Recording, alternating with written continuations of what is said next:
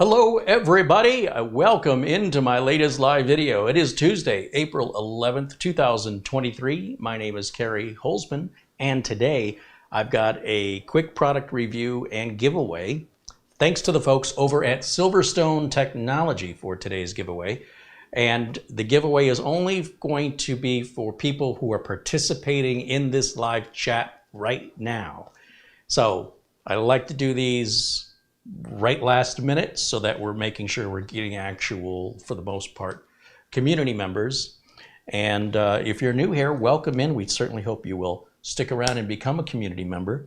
You'll see a bunch of names in blue joining us there. Those are our moderators that have generally been with us here in the chat room for years. All that we ask is that you're kind, that you're respectful, that you're supportive. Really, just simple, basic human consideration. And if you exhibit that in our chat room, and I start to recognize you as a regular in the chat room, I turn you blue. That's just how easy it is. And then you'll notice some blue members have, or green members, have a little gold badge next to their name. Those are members of the channel. They pay a monthly fee that helps cover all the cost of doing these videos. And without them, these videos, half of these videos would never be done, or they'd be done months from now, because the budgeting that it requires is not enough from YouTube alone. And I don't want to take on the typical sponsorships where basically corporations tell me what I can and cannot say, and then they write me a check for that. Everything you see here is real, authentic, genuine, transparent, and I'm a real working computer technician in the industry over 30 years. And when I tell you that I like a product, that's coming from a technician's perspective. So this is one of those. Silverstone initially sent me a few M.2 enclosures about last year, maybe a little longer than that. And usually the little M.2 drive enclosures are either SATA M.2 or NVMe M.2. So if I need to recover data from a customer's computer that won't turn on, I can take their little M.2 drive out, plug it into the appropriate adapter and pull the data. Or if I want to clone a smaller M.2 to a bigger M.2, then depending on if it's NVMe or SATA or a mixture, one's SATA, one's NVMe, then I would have to use the appropriate enclosure for each drive. This enclosure, I mean, technically it's not an enclosure, technically it's a dock. This is completely tool-free. It will accept either M.2 SATA or M.2 NVMe drives. Either one, doesn't matter. One dock to rule them all. I love it. Now, Silverstone sells these here on Amazon.com, where I have a link in the video notes below this video. They run about $52 US. And for me, I'd say it's some of the best money I ever spent, but in full disclosure, Silverstone sent it to me for free.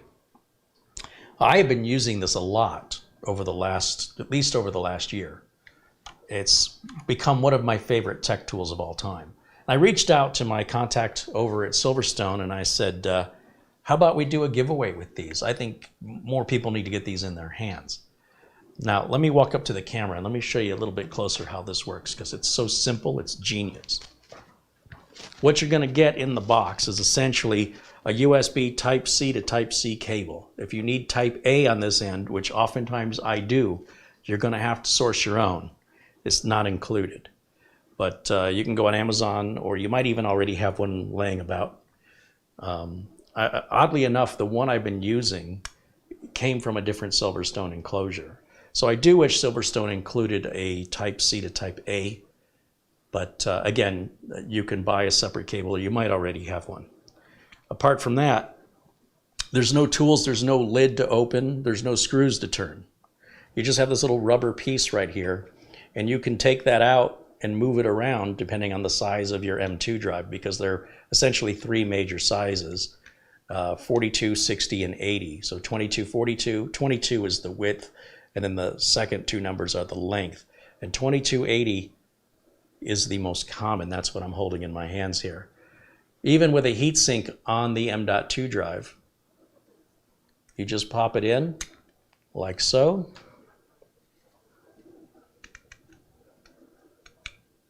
If I can see, I need my glasses. And then I'm going to pull back on that little rubber post, just pull it back, and push down, and that just locks it in place right like that, if you can see. And then we just plug this into the computer, and now if this had data on it, we can read all the data off of it. Or if we want to clone and upgrade a drive that's currently in the computer, even a mechanical hard drive to an NVMe SATA, we can use Acronis for that, which is a whole different product, and another one I wholeheartedly support. But look at how quick I can do this with no tools. I just take this with me on site to a customer location, or I just use it right here on my bench. And we can slide this one right up in there, like so. Push it down, it locks in. We plug this into a Type-C USB on a computer and hit the power. There's a little power button here. And that way you can power it off and switch the drive out without having to unplug it. Now again, very rarely do I work on computers that have the Type-C. So I generally use a cable that is Type-C on this side and Type-A. Unfortunately, it does not include that cable, so I want to emphasize that. The model is called a TS16. This is the box. This is what you get. These are the specifications on the back. Yeah, it's made out of a real nice aluminum case. And boy, I just about had a heart attack when I misplaced this unit. Needless to say, I have two now. I also like it's got a rubberized bottom here, so you're not going to scratch up anything. It's not going to slide around. And it's not meant to be a permanent enclosure, though I suppose you could use it as that. And then when I just pull back on this little rubber tab, the drive pops up, and I just pull it straight. I give it a little wiggle and pull, and there it's done. And I thought, let's demonstrate how I use it in the real world as a real tech doing real work. You know, we have these computers we're giving away. We're not doing one of those giveaways today. We're focused on the USB M2 dock. But this, I've already done a nice clean install of Windows 10, and everything's good to go on it. And so what I need to do now is I have 9 more of these coming from eBay, 10 more of these actually. And I've got 1, 2, 3, 4, 5 drives, and these are coming with a mechanical 320 gig piece of junk drive. And they do have M.2 slots in them.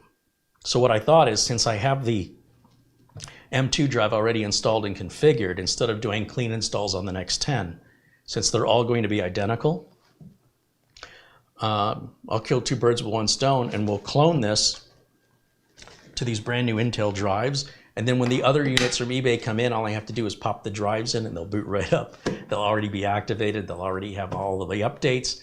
Oh, also today, the 11th of April, is the second Tuesday of the month. And that means Microsoft has released updates for your Windows platform.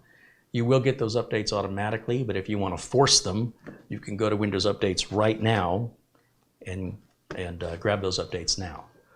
So I don't need to open the computer up for any of this. I have an Acronis USB rescue drive that I use, and I plug it into any USB port on the back of the computer. And then I need to plug in a keyboard and a mouse. We're going to capture the video. What else do I need? Oh, and a power supply. And then we'll boot to the Acronis. And while that's booting, I'll get one of these Intel drives out, pop it into here. This does have USB Type-C right up here on the front, so I don't need to change the cable. Again, I want to emphasize you only get a Type-C to Type-C cable. If you need Type-C to Type-A, you'll have to provide that yourself. Now, keyboard and mouse, right? That's what I was getting. Keyboard and mouse right here. Turn that on, turn that on. This is the little dongle that plugs into any USB port back here. HDMI cable. Oh, these computers are DisplayPort only, so I have to use an adapter to convert DisplayPort to HDMI. Then I can plug it into my HDMI capture card, and you can have a picture-perfect view of the desktop here as I do this. So that converts to HDMI. And let's see, there's my HDMI cable. I don't need a network connection for this demonstration, so we won't hook one up, but I do need power. And I believe this is the power supply right here on the floor, and I will plug that into power. And then I'm going to step around back over behind my counter where I belong. And we're going to tell OBS to take a look at the HDMI input on the capture card. And while I do that, I will put myself in the corner so you're not too confused about those color bands displayed on the screen because the computer's off. So I'm going to turn the computer on right now, and then I'm going to press F9 rapidly to get the boot menu, and I want to boot off the USB stick right there. And that should bring up our Acronis, A-C-R-O-N-I-S, Acronis Windows PE Rescue Disk, pre-installation environment, PE. PE is pre-installation environment, so it's going to look like Windows 10. And it's actually a very shortened down version of Windows 10 as a pre-installation environment. I think I've said that a few times. And then Acronis should load here momentarily. Sometimes Acronis has a hard time with video drivers for certain models, so we'll see if this looks right. You'll notice I haven't done anything with this yet. And I can't see my screen very well. Okay, now I can see the Acronis page has popped up. And I'm going to grab one of these boxes of brand new. By the way, the drive doesn't have to be brand new, but when we clone, anything we clone to gets completely erased. Just so you know. So you don't want to clone to a drive that you have something important on. Because these drives are brand new, not only are they blank, they also don't even have a partition. But when we're done with the clone, all we have to do is pop the clone drive into another one of these units, and it'll boot up perfectly with all of my configuration, and saves me hours and hours and hours of work. It's also a great way to back up your computer. Again, I would use Acronis, and only instead of choosing clone, I would choose backup. And especially if you have a fast USB port, it makes your backup image take less time, and that means it'll be less discouraging, and you'll be more likely to do it more often so your backups don't go stale.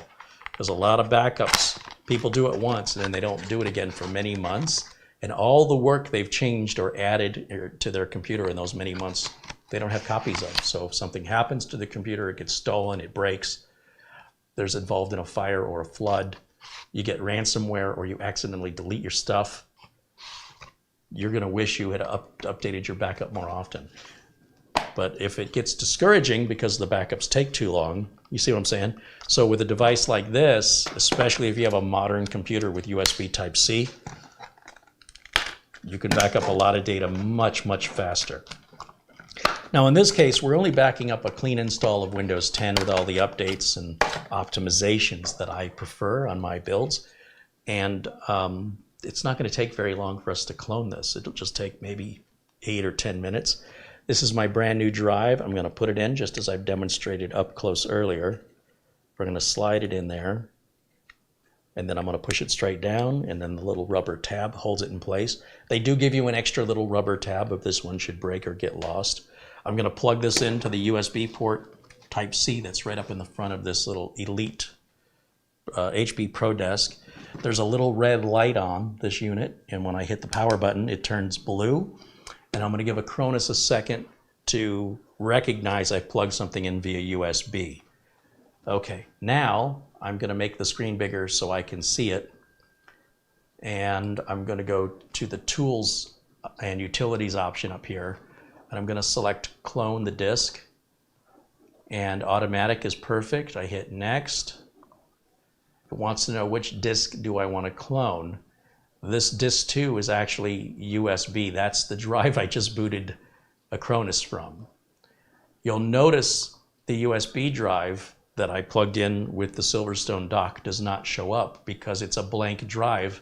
Acronis is smart enough to know you don't want to clone an empty drive. So it's not an option as a source drive. So disk 1 is my proper source drive of what's in there now.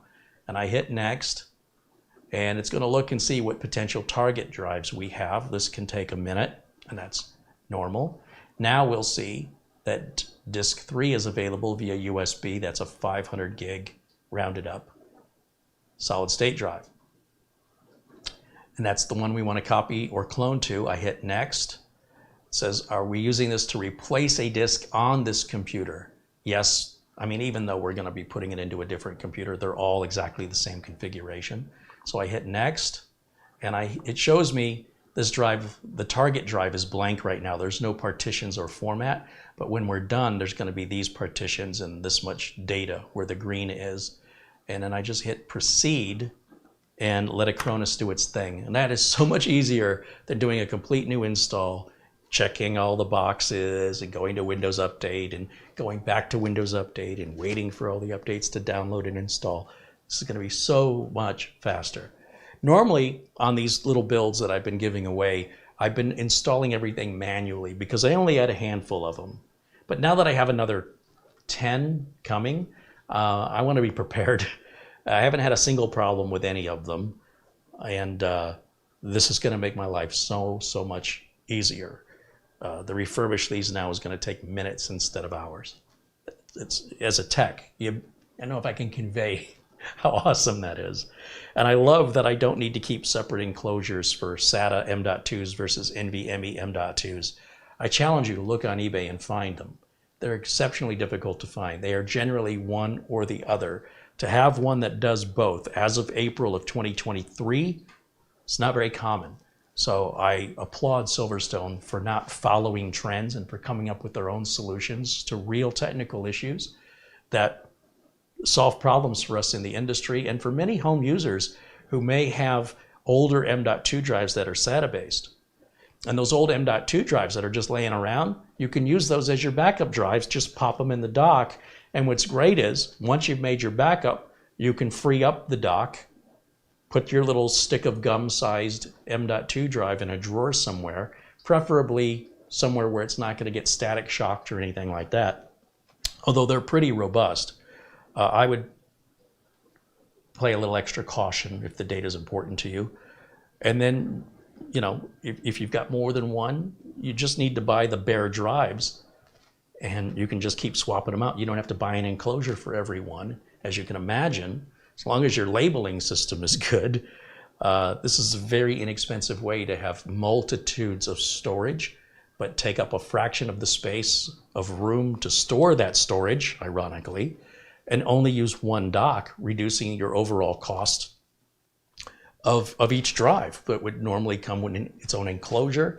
And then those enclosures all have their own power supplies. As you can see, we don't have to apply power to this. It's pulling all the power it needs right through the data cable.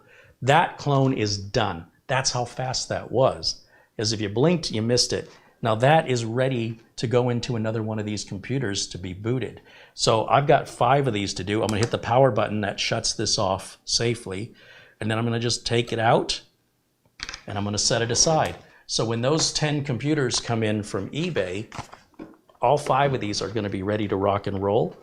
And it'll be a simple installation process.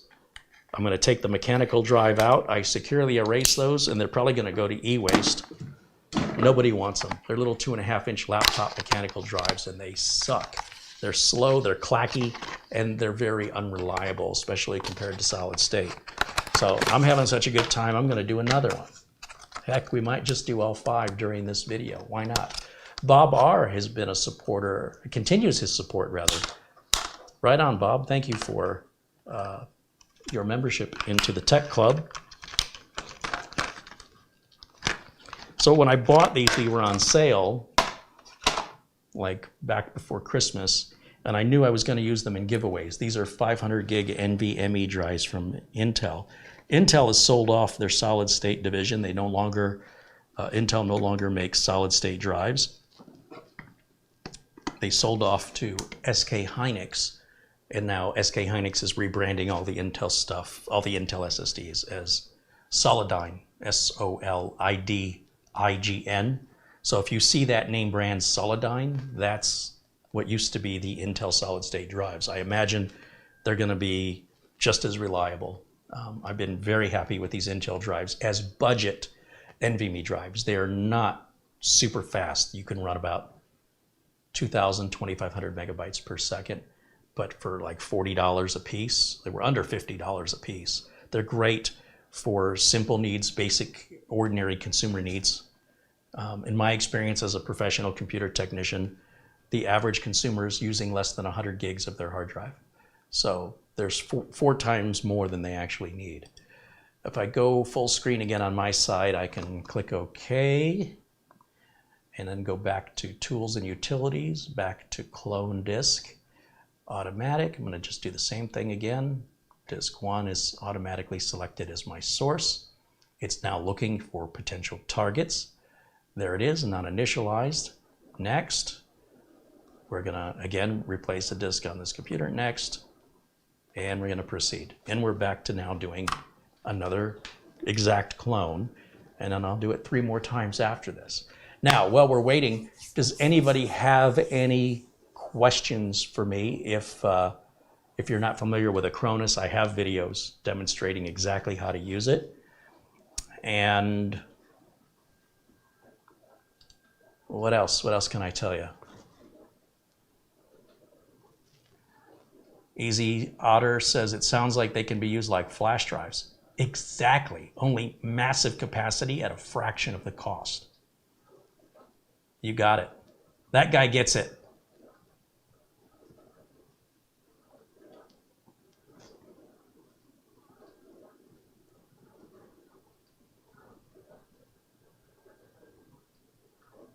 Buns of Wisdom just became a supporter. Right on. Thank you, Buns of Wisdom. Thanks for supporting the channel. Ron Barnish popping in, saying hello, as is Jason Willis and Fred Sunderman and Paul Garrett. Welcome in, guys. Glenn's Music, Barry Klein.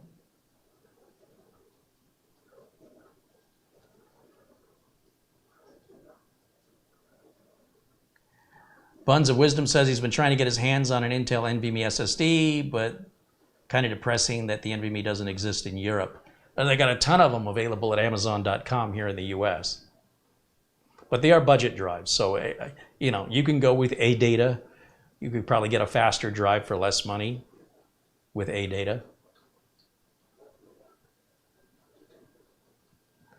Joshua says he's getting spoiled with all these live streams. Hey, right on. I don't want to spoil you. More live streams coming. I got so much catching up to do. Let's see.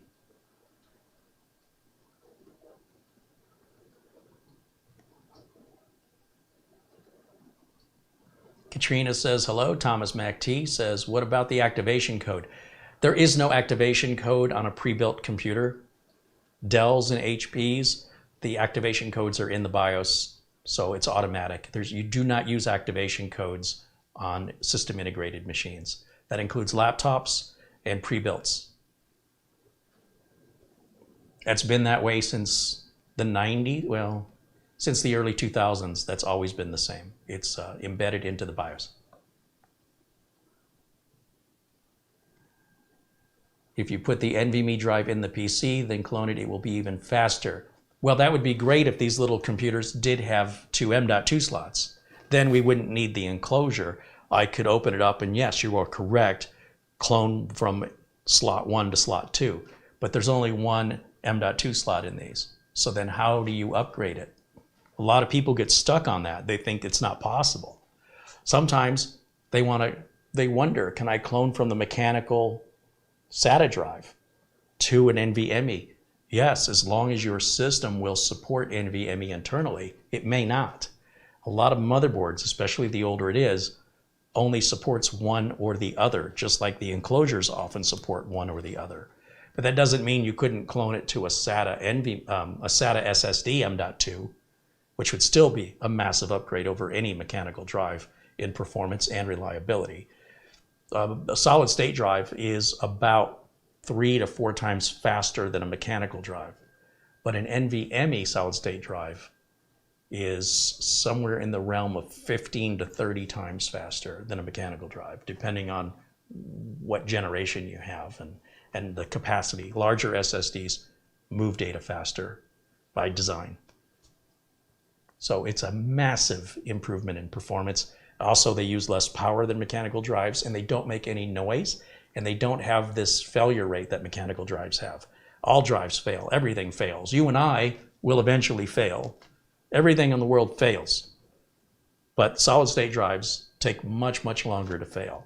Besides which, you should always have a backup anyway, right? I'm sure you do, so that when you do suffer a failure or a data loss due to fires, thefts, floods, ransomware viruses, accidental deletions, blah, blah, blah, blah, blah, power spikes. I mean, I could go on and on for all the reasons people lose data. It's no big deal to swap a new drive in and recover from your backup.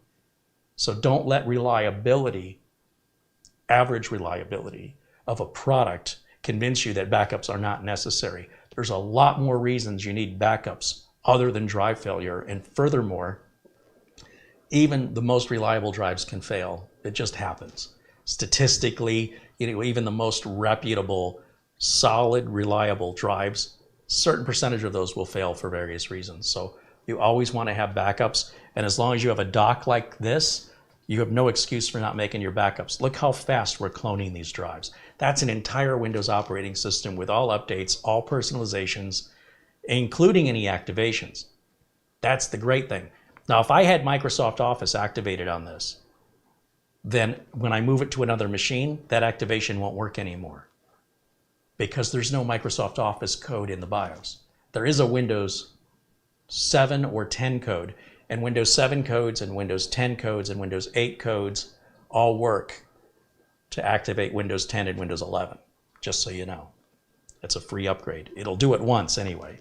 And then once you do it that one time, it ties it to your motherboard indefinitely. You can't move it again. That's it. If you replace your motherboard, you need to buy a new license. If you want to save money on your license, check out CDK deals.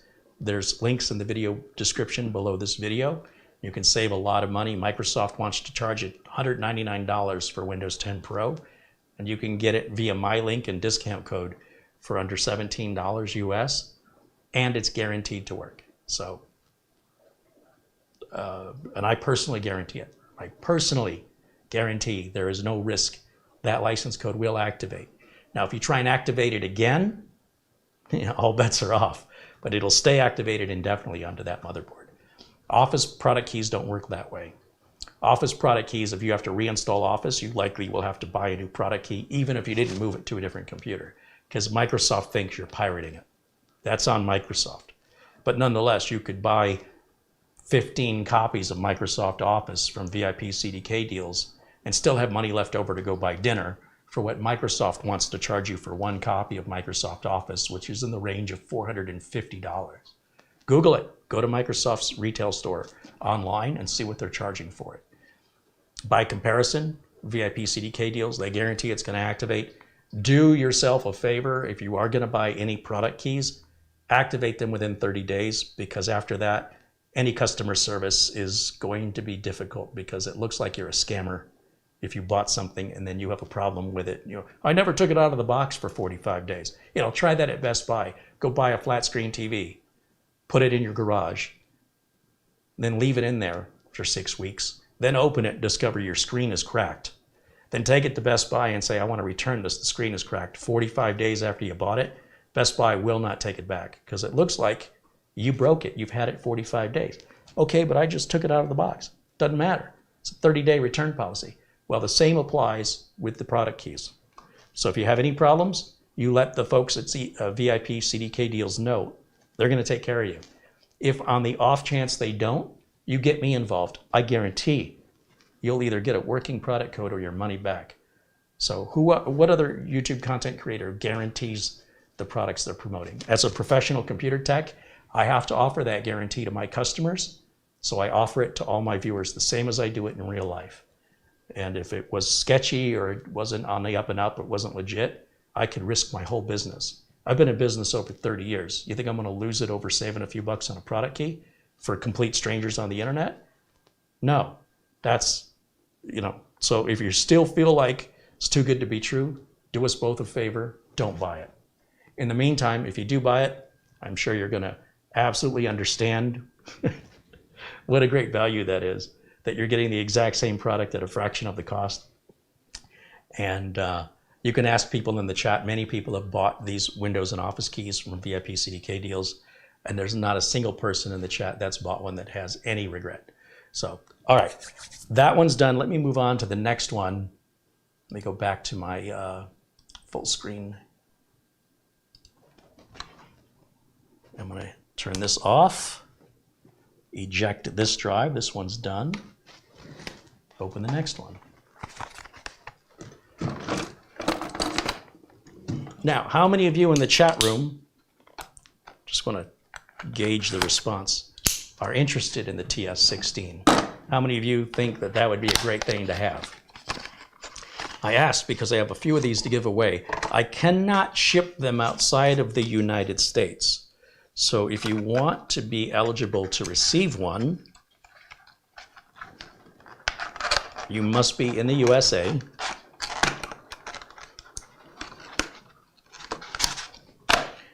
If you don't want to risk whether or not you're going to win one or not and wait till winners are decided, you could always just buy one on Amazon. If you don't like it for any reason, you can return it. Amazon has a very generous 30-day return policy where you can return it for free for any reason, hassle-free. So once again, anything I promote on this channel, there is no risk to you. So if you want to just buy it for the $52, Amazon will get it to you probably in a day or two. And if you don't like it for any reason, Amazon offers free returns up to 30 days after you purchased it, and you don't need to have a reason why. Just because is a good enough reason. I'll be surprised if anybody returns one. They're so amazing. It is absolutely one of my favorite tools in my little tech toolkit. As a professional computer tech, I use this a lot. Once again, I'm just going through the exact same processes, selecting the original drive inside of this little mini computer as my source, selecting the drive in the enclosure as the target. We're going to replace a disk on this machine, hit next, and proceed. And while we're waiting, again, I'm addressing any comments here in the chat that I can. Jason H88 says, hello, Carrie and chat. I finally caught a live stream. Thank you for your teachings and generosity. You are real tech solving real problems. I'm tired of all the fake tech channels on YouTube. Well, let's be clear. They're not intentionally fake tech channels. They're hobbyists and enthusiasts who don't work in the field getting paid and held accountable for the work they do. So they may not know the challenges that exist in the trenches, but instead they're looking at it as an enthusiast. And they're really identifying and dealing with the interests of enthusiasts. So the vast majority of people that are making the content, of any content on YouTube, are primarily enthusiasts. They are not necessarily professionals in the industry, because what professional wants to do the work and then come home and then make a video about the work they did? Like, how insane must you be to do that? So technically, I suppose I'm the enthusiast of enthusiasts because I love what I do so much. I never get enough of it, and I want to share what I've learned in my 30 years of experience in dealing with customers and contracts and taxes and licenses and certifications and education and schooling and books. And I want to tell you about running the business. I want to tell you about the tools I use, the tools that you should not think about. This fascination with thermal compound on the internet is profoundly disturbing and annoying. It's like people being fascinated with putting hubcaps on their lawnmowers. It's one of the dumbest things I've seen people get passionate about that does not exist in the professional world. In 30 years, 32 years of doing this business, the only time I replace thermal compound is if I have to take a heat sink off. And if that heat sink was just put on, I'm not reapplying fresh thermal compound if that heat sink's going right back on. But if it's an older machine and I'm taking the heat sink off, then I'm going to clean it up since I'm already in there. But I would never take apart a working computer because it was running a little hot. That's preposterous. That's enthusiast type behavior. That's unnecessary work that has the potential of damaging the computer.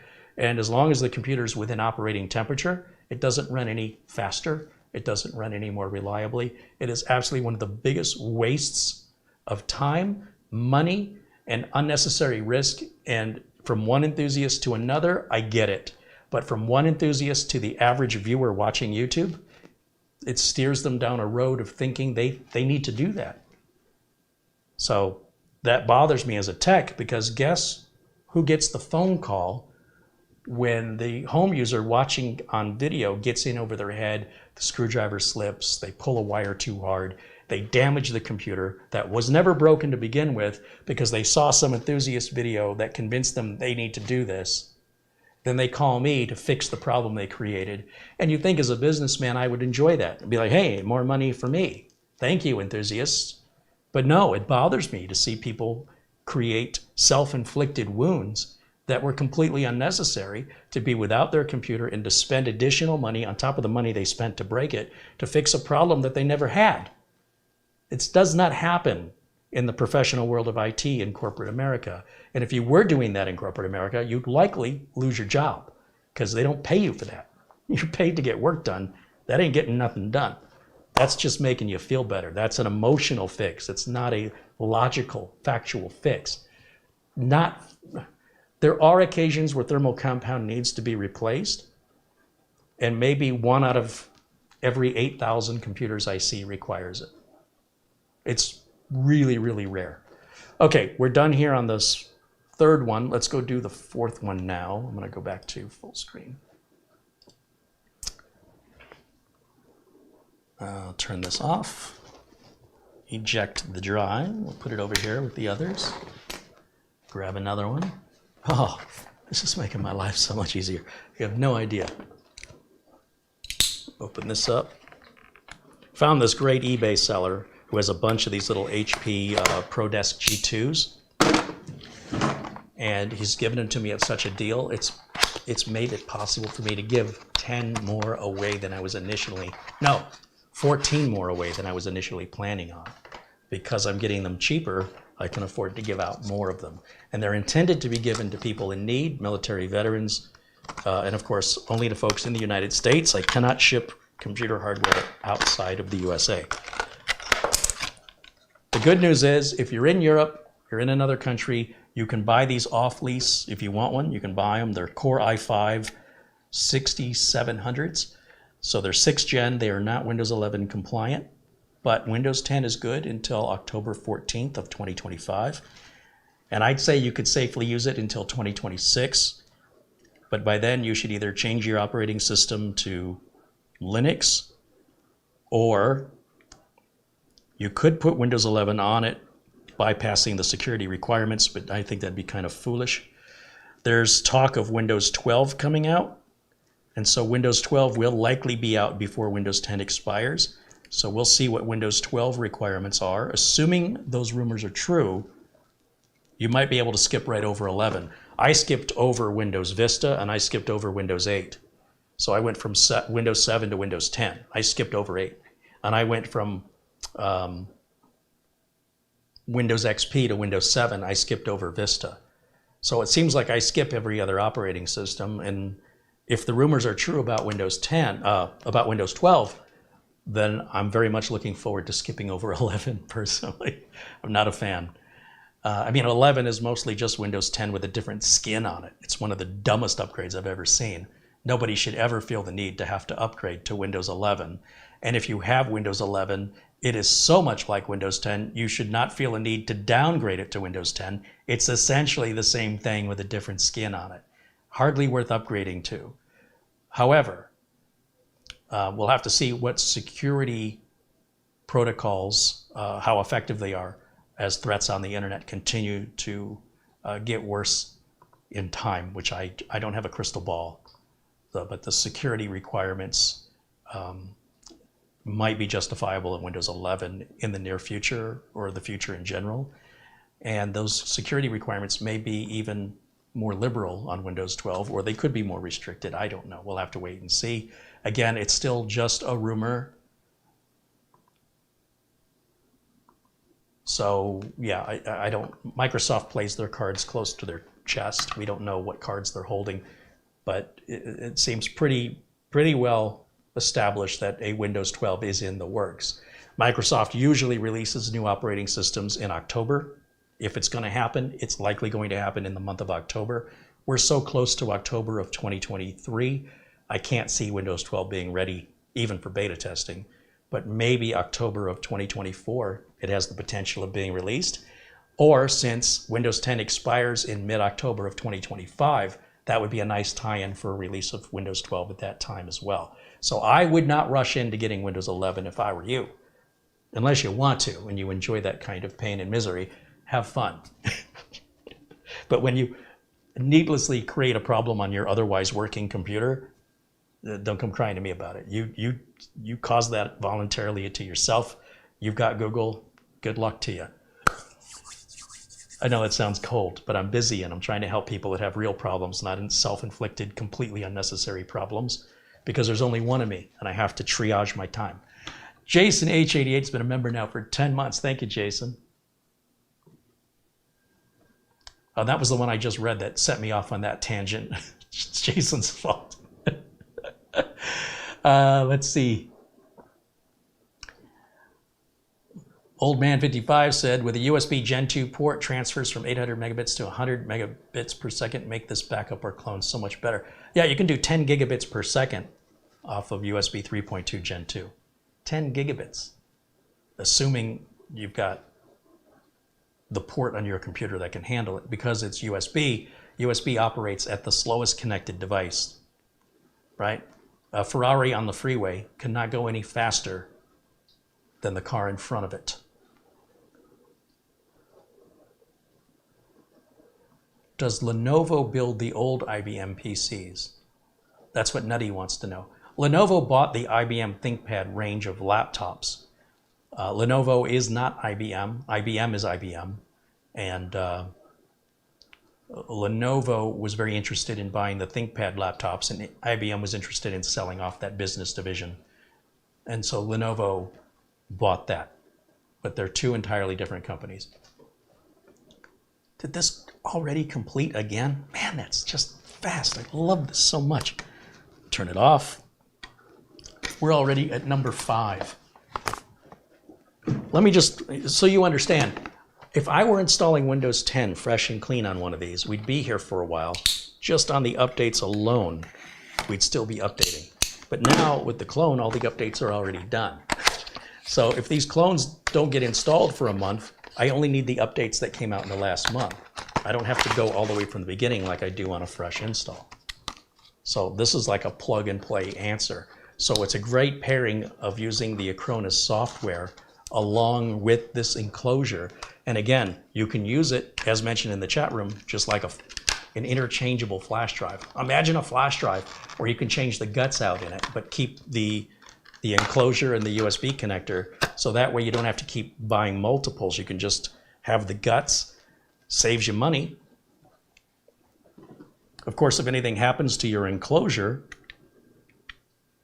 you'd have to buy another one, or if it's under warranty, have it sent in for warranty repair. I've never seen one of these TS16s fail. That doesn't mean it couldn't happen. I've just never experienced it, and I use the heck out of them. Like I said, when I couldn't find where I placed my other TS16, I tore this place upside down. I was so angry at myself for misplacing it. The good news is I did eventually find it. Once I got the replacement, Murphy's Law, I found it it was between a stack of paperwork I had. And I looked through that stack of paperwork, but I did it kind of a cursory look. I didn't really pull all the papers apart, because when I actually lifted the papers up off the ground, I have the stack of papers on the ground. It's my filing system. It fell out, and I was like, it's been there the whole time. Yeah, I'm so mad at myself. Okay, but that turned out to be a blessing in disguise, because that got my juices going about, hey, let me reach out to Silverstone. And I was looking through my video library to see if I ever reviewed this. And I think I reviewed it in a live video with a different title, so I can't find it. Hence, this is a long overdue review video. And I can tell you, unlike most review videos where they just have the product for a couple days, I've had this product over a year. And the more I use it, the more I like it. And I think that's a more useful review video. All right, that's our last one. Tim Soul with a $10 contribution says, I'm interested. Email me, Tim. Send me an email.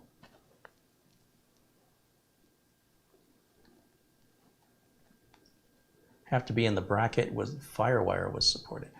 Firewire support's quite lacking because there's a royalty that has to get paid to Intel. So finding Firewire on AMD, remember, and it's possible, but it's hard.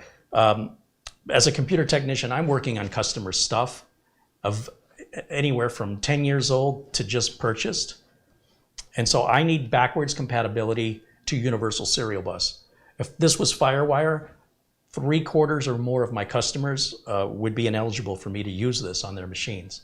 Most people don't have FireWire on their computers, so because it costs more, because of the royalties. But everybody's got USB ports. So as a computer technician, I don't have to bring 17 different tools based on what type of interface they have. You can imagine what a lifesaver that is. And then on top of that, I don't have to bring 17 different versions of those 17 tools, one for SATA NVMe, one for M2 SATA and one for M2 NVMe, because that's what I was doing. I was bringing one of each. Now I just have the one. And it would be great if they were both identical, right? If I was bringing one SATA enclosure and one NVMe enclosure and they were exactly identical, but they're not. They're completely different designs. How they open and how you install the drive is completely different. With this, it's just wham and bam, in and out, no compatibility issues with the drive, no compatibility issues with the USB interface, except, like I said, and I want to emphasize, this only comes with a USB Type-C to Type-C cable. I do wish, especially at this price point, that Silverstone included a USB Type-C to Type-A cable as well, as they have done for other, ironically, other enclosures that are either SATA only or NVMe only. So in any event, I keep calling this an enclosure, but it's really intended to be a dock. Docks are like temporary, enclosures are meant to be permanent. It's not to say you couldn't just slap a drive in here and use it permanently, but you could potentially have some heat problems. Although, if you have an M.2 drive with a heat sink on it, you'll see there's no enclosure cover to block that heat sink. So it's all doable.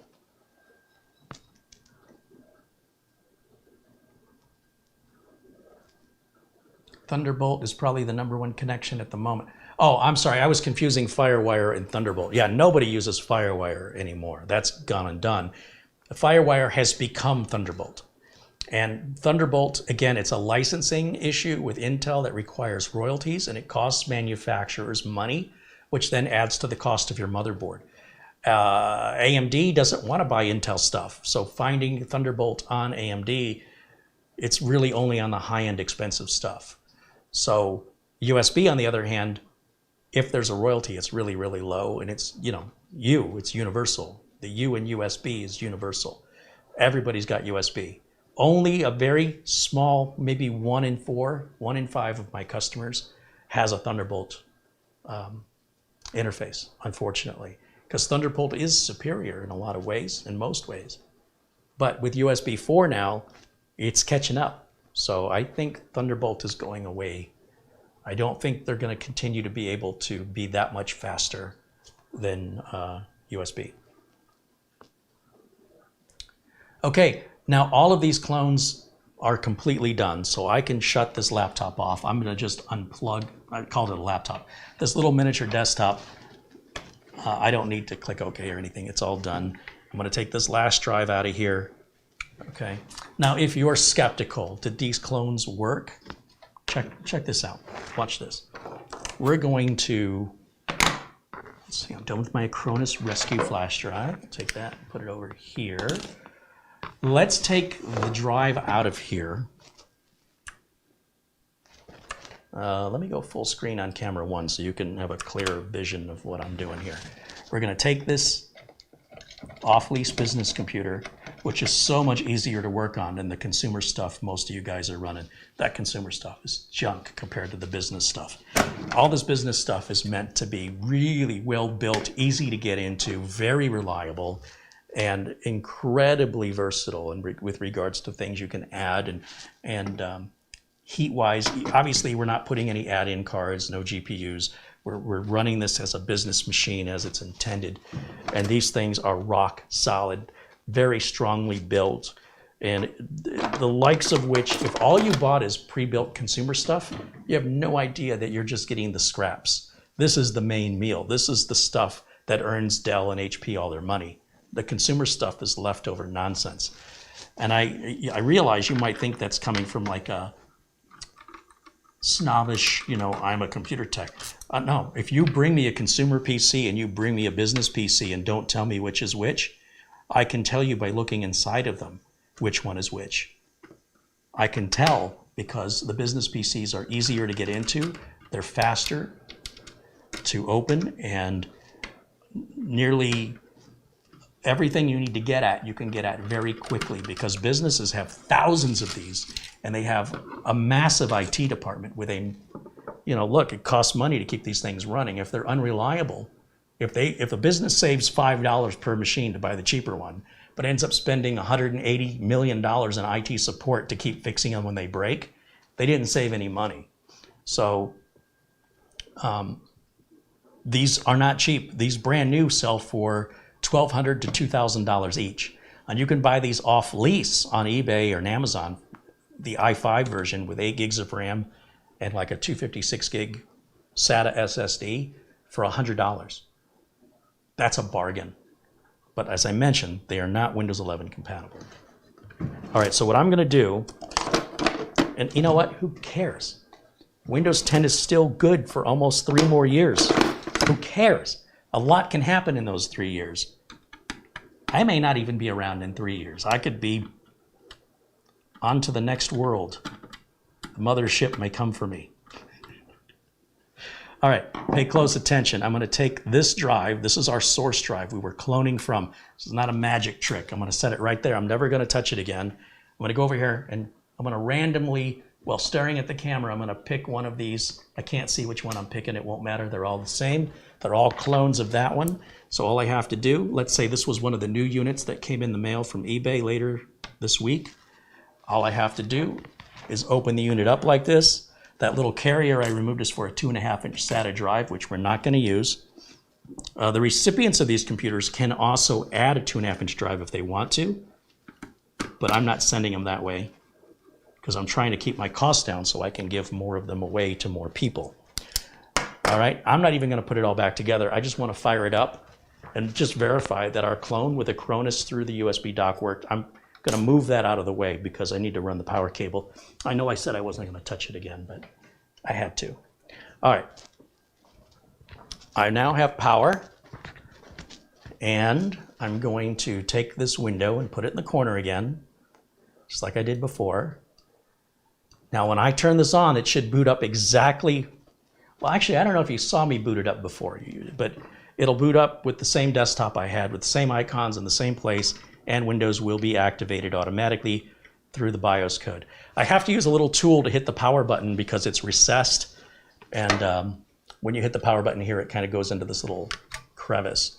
But in the meantime, that should just boot into Windows 10. We don't have any USB drives or any other way for it to load anything.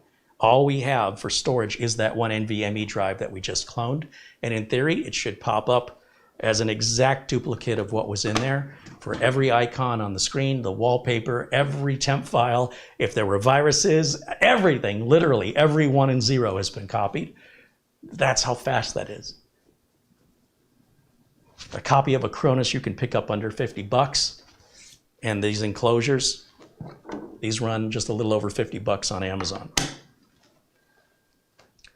Can you tell I'm excited about it? Silverstone is not paying me to make this video, folks. You know why I'm making this video? Because I want to, because I feel like more people need to know about this. This is not common. This is not ordinary. And I have to tell you, it's saved me a bunch of time. And when I save time, I make more money. If I can spend less time with a customer, then I can help more customers in the same period of time. So if I can help 1 customer a day, that's only 5 customers a week. But if I can help 2 or 3 customers a day, I'm doubling or tripling my money. And more importantly, I'm helping more people because I don't have any employees. So any tools that I have that make my life easier, faster, electronic screwdriver, I get those screws in and out super fast because I do it a lot. It also saves carpal tunnel and repetitive stress disorders. That's one of my favorite tools. It's also a $200 screwdriver. This is way more affordable, and this thing is built really, really well. It's an aluminum housing on there. You're not gonna bend it. You might scratch it, but you're not gonna hurt it. And Silverstone, they've been around a really long time. They're perhaps not one of the better known brands as far as name recognition goes here in the USA, but they should be. because they make really cool adapters and things. If you have an older computer that doesn't have USB 3, Silverstone sells add-in cards so you can add USB 3 to your older computer, presuming you've got the slot available. They make all kinds of stuff like this. Check out their website if you want to see all the accessories. They make some really cool, unique stuff. But this one, oh, I love that one. As you can see, our clone worked perfectly, just as I expected it to. And so when those other computers come in from eBay, I update the BIOS on them. The BIOS, by the way, I've saved it on the hard drive here. So all I have to do is execute the BIOS update once I replace the drive. I don't have to go download the BIOS separately. It's already on there. And then once I update the BIOS, that'll probably be the last BIOS update these ever see. So once they go to the recipients of the giveaways, they're good until the end of Windows 10 anyway. So, okay. Any questions, any concerns? Otherwise, I will wrap the video up. I'll remind you that this is a giveaway for folks. You have to be over 18 years old. You must be in the United States. Send me an email and let me know you're interested. I'm going to pick winners very quickly. So my email address, I will put it on the screen for you guys here. Identify who you are in the chat room. I need your YouTube username, and I need to know why you're emailing me, okay? And there's only 4 here, so if you want to buy one, you can go to Amazon. I've got the link in the video notes below this video, but I can take you to the Amazon page and show it to you, just in case you're curious. Let me go over here to Amazon, and I'm going to just type in TS16 in Amazon search. And that's the first thing that pops up for me. And then I will turn on my window capture on OBS so we can look at that together. Window capture.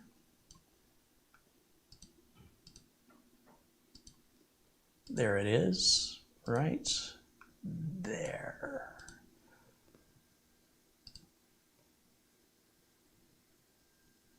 Nice clear close-up images of the device in the bottom. And look at the review. Well, there's only 1 rating. I'm going to have to add my own rating to that because that is a crime. This thing's been out like a year now and it's only got 1 reviewer. See, that's the problem. You can have a great restaurant. You could be a professional chef serving amazing, fresh, delicious food at a bargain basement price and a beautiful atmosphere, but nobody knows you exist. That's what marketing is for. So these are different enclosures Silverstone makes, and I have showcased many of these.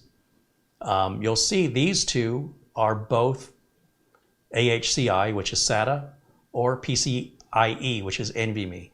So this is an enclosure meant to be more permanent, the Raven, and then this is the dock.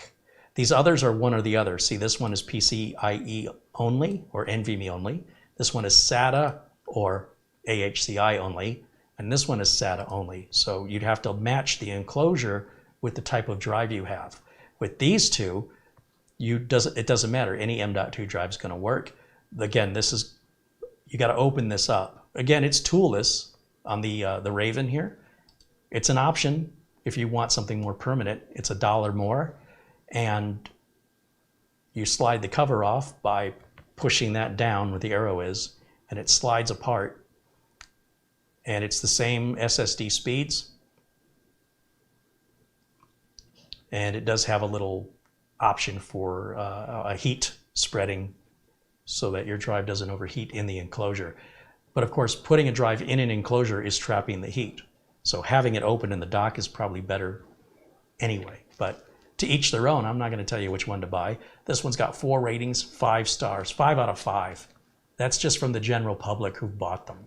So when I'm telling you about a product, I want you to understand I am not paid to tell you about this product. I'm telling you because I genuinely use this product in my real business. And there's not enough information like this on YouTube as far as I'm concerned.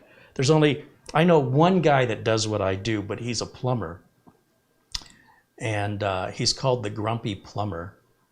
I should pull up his website. Let's go to YouTube. This will probably sign me in as me, but that's okay. Hey, there's Dawood. Dawood does tech stuff. Fantastic channel. Oh, these are all channels I subscribe to. Let's do the Grumpy Plumber. This guy is amazing. And he's from Michigan. Go figure, right? That's where I'm from. But I didn't even know they made dishwashers that opened like drawers. And he's called the Grumpy Plumber because he gets annoyed at some of the questions people ask him that, you know, are getting their information online. And like I said, I didn't even know they made drawer-based dishwashers. This one's got two drawers, a bottom drawer and a top drawer, so you can wash a bigger load or a smaller load. And he's retired, and he's got all these decades of experience as a plumber and tells you which brands he likes and why, and can get easily irritated when people challenge him because he knows what he's doing. He doesn't need anybody's approval. I love that guy. Anyway, I wish there were more guys like him, more guys like me who are in the industry, whether they're currently working or retired, to share their knowledge about the products they use and why, you know, like what products are they fixing most of?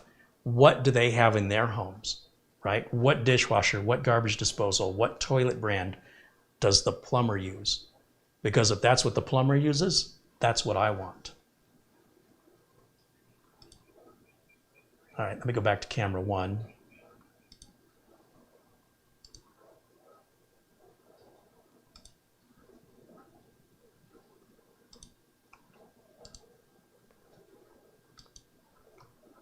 All right, does anybody have any questions? If you've asked something earlier, I haven't seen it. I'm pretty much done with what I wanted to get done on this video. I don't want to make it too much longer. It's gone on already longer than I wanted it to. What is the model number of this HP mini computer? The mini computer is an HP, these are a ProDesk 800 G2.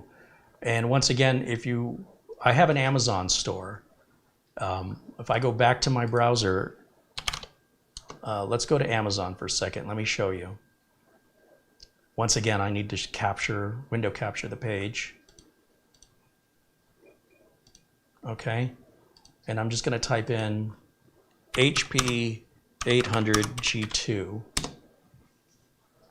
And that's a big one. We want a little one. So there's a little one for $103. That's a Core i5 6500T. That's what these are. 8 gigs of DDR4. That's what these have. 2 sticks of 4. It's a 240 gig SSD. I'm bumping these up. These units have 500 gig NVMEs, but that's a SATA 2.5-inch drive in here. With Windows 10 Pro, 64-bit already installed and activated, $103 with free shipping, and returns from Amazon are always easy if you want to return it. And they're going to give you a keyboard and a mouse, a cheap one. The eBay sellers don't normally do that. And you're going to get your power supply.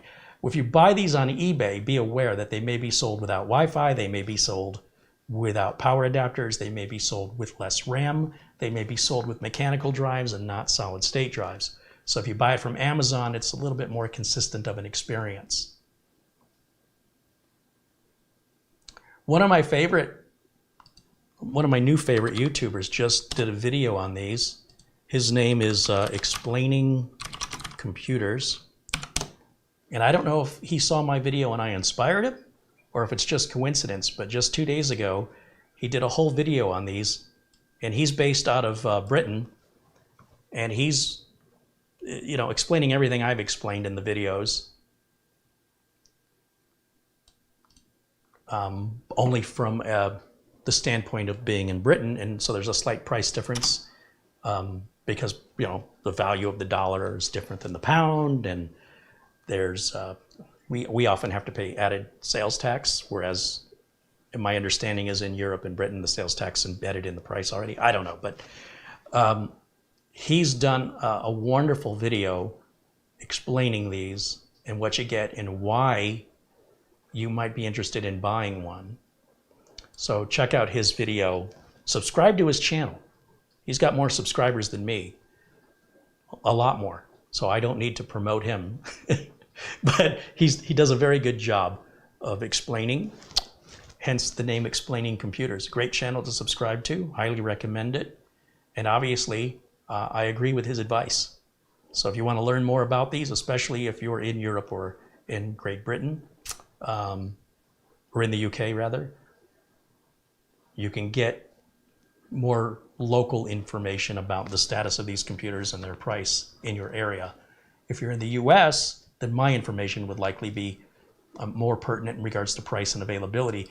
But he's doing some testing and comparing them to like brand new, cheaper brand new computers like this B-Link Mini PC B1, B-Max Mini PC B1 Plus, which only had a pass mark score of 656. The Odyssey x86 had a pass mark score of 948. This thing has a pass mark score of what?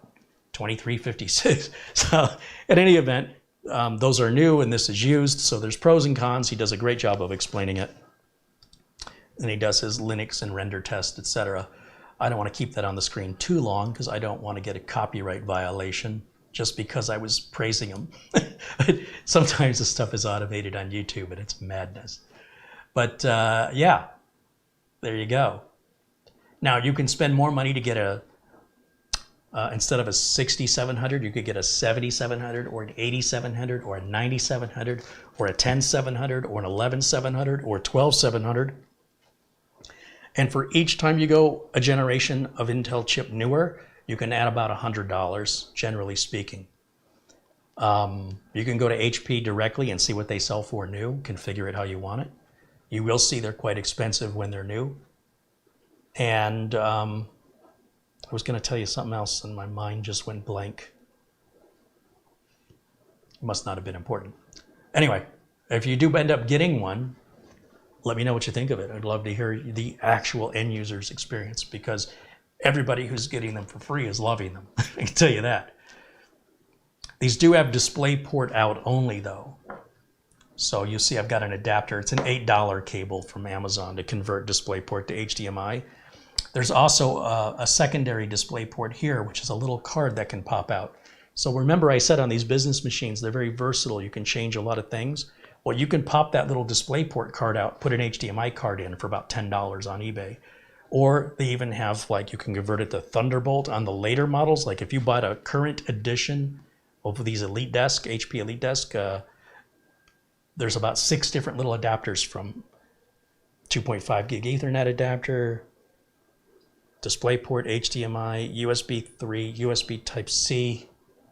I don't know, there's a bunch of different little socketable, you can only put one in, you got to make your mind up which of the one.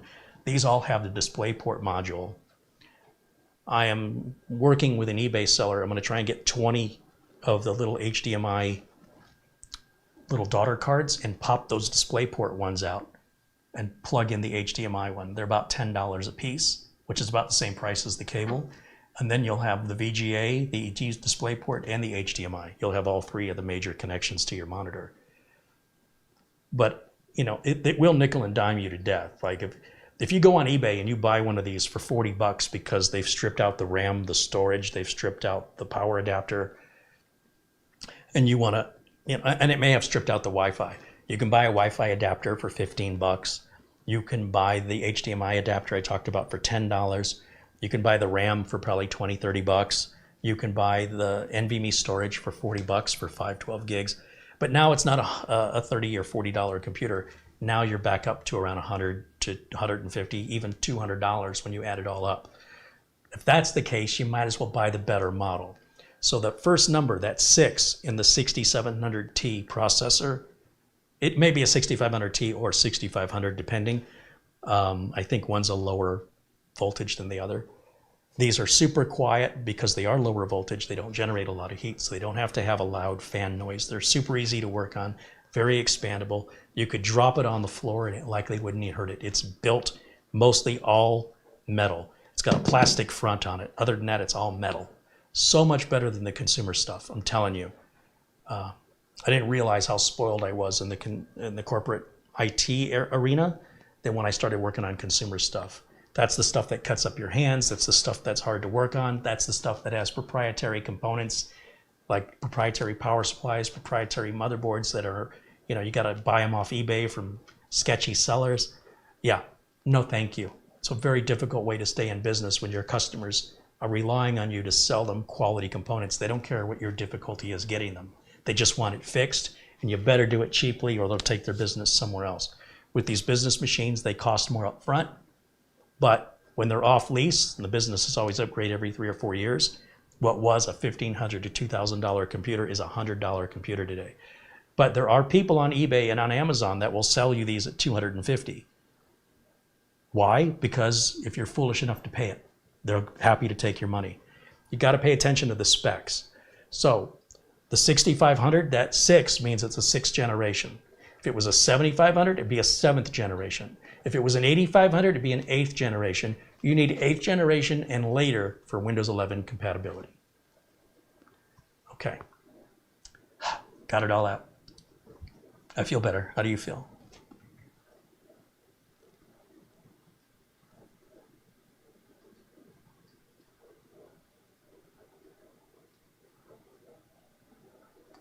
Dell also makes these. This is what Dell's version looks like right here. So this Dell I picked up for $250.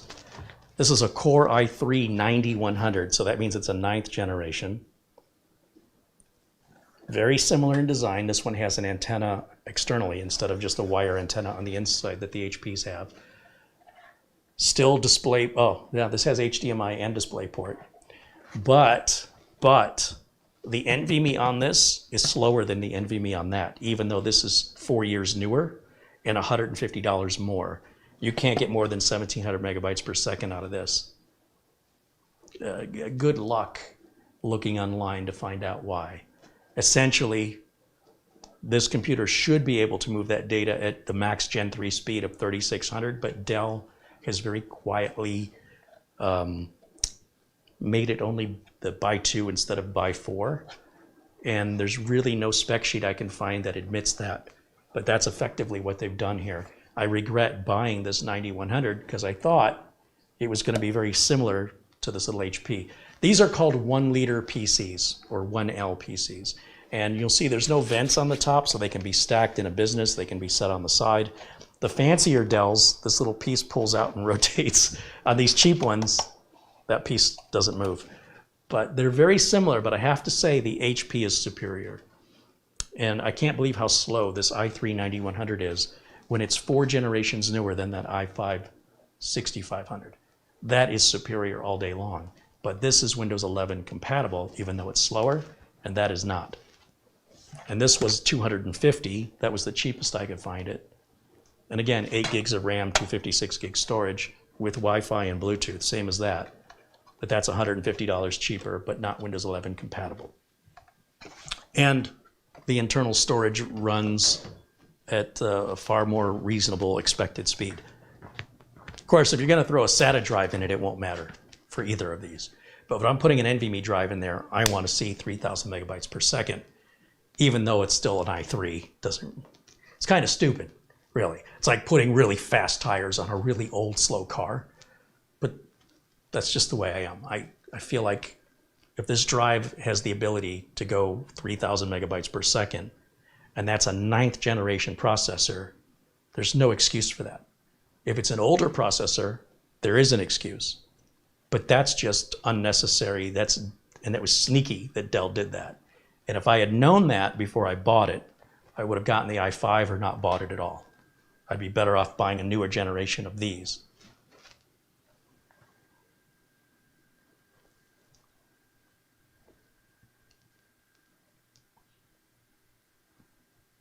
How are the thermals? What is this fascination with thermals?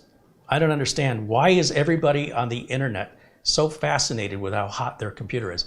It is absolutely one of the most preposterous, ridiculous, unjustifiable anxieties of technochondria I've ever experienced in my career. Do you know how many computers I've fixed in 32 years in the business that had thermal related problems? Fewer than a dozen. And I've worked on tens of thousands of computers, new builds, upgrades, stuff other people built, pre-builts. Unless you're overclocking the system, the thermals on this are nearly impossible, as far as I can tell, to cause any issue because they're low wattage. So because they're low wattage, they don't generate as much heat. That also means the fans don't have to be as big or as loud. You don't need to worry about thermals on these. They're business class machines. They're meant to run stacked up on top of each other in enclosed environments that don't necessarily have good ventilation. They are tanks. Thermals are a complete waste of time because whatever the temperature is this is running at, it's within the specification. If it's running on the hotter side, it doesn't run any faster or slower. It doesn't run any more reliably or less reliably. If this is at 30 degrees C or 90 degrees C, it's exactly the same. Now, if you're getting to 100 degrees C, 100 degrees Celsius and above, then it'll start to thermal throttle. Do you know how many computers I've seen thermal throttle? Unless you're overclocking it, or unless your CPU fan is broken, it's very, very rare. If we're going to see thermal problems, it'll generally be on a high-end CPU, like the i7 or i9 series.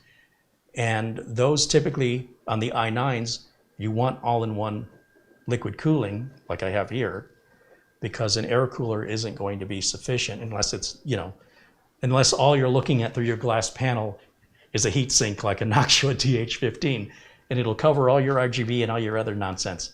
So to answer your question, and I do appreciate your question, because let's face it, this is the internet and people are obsessed about nonsense. Have you ever had a computer that had thermal problems? And if so, what processor did you have? Was it an i5?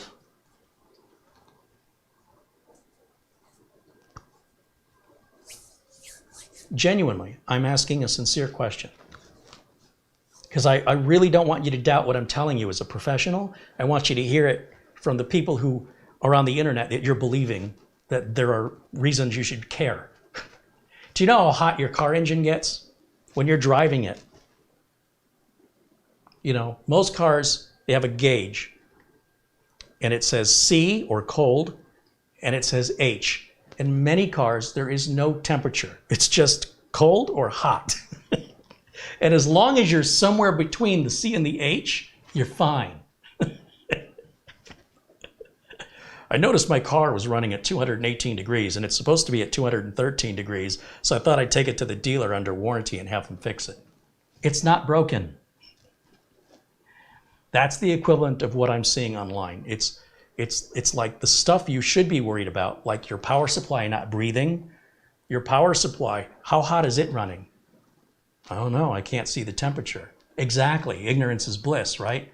Your power supply is bringing air in from the bottom of the power supply and out through the back. It never goes in the computer, and you can't monitor its temperature. So it's only the most critical part of your computer. You could have the filter underneath of it blocked with dust because you've never cleaned it, and you could be suffocating your power supply right now as I'm talking to you, and you're focused on your CPU temps. You understand how outrageous that is to me? So anyway, I see that so much. What's the temps? What's the temps? What's the thermals? Really? Really? I do appreciate your question. I don't want you to be afraid to ask a question. But when I see a trend that is preposterous, I want to make you aware of that. And if you want to continue that belief, that's on you. All right? But I want you to know that these enthusiasts are doing the community a big disservice by emphasizing the thermals. And when they're doing that, it's usually on high-end enthusiast chips like i9s. Just so you know, they're not usually doing that on i5s or even on low-end i7s. It's just not an issue.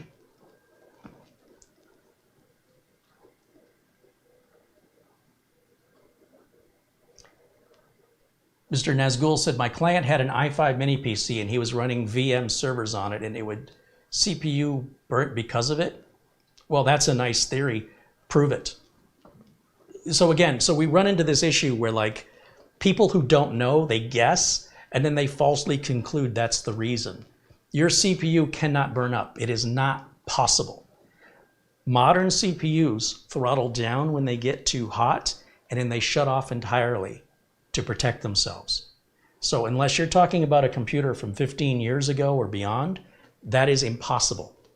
I can remove the heatsink from this computer and run it until it gets too hot and shuts off. It will cause zero damage.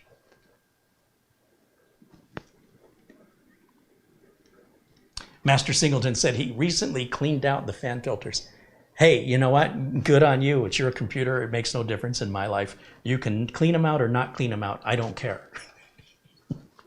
I'm telling you for your own benefit, maybe you should be focused, not you, but in general, the audience, on the obvious, that matters versus trying to think you're being clever by looking at things most people don't look at to try to avert a problem that you never would have had to begin with.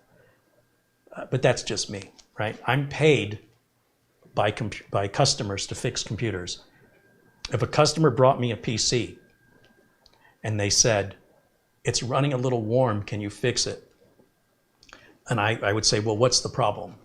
I'd say, well, it's running warm. So what does that mean? What's warm? Oh, it gets to 85 degrees. Okay, and? Well, I saw online that's too hot. It's not too hot. That is well within the engineering specifications of the operating range. What is the computer doing? Is it crashing? No. Is it shutting off randomly? No. So what do you want me to fix?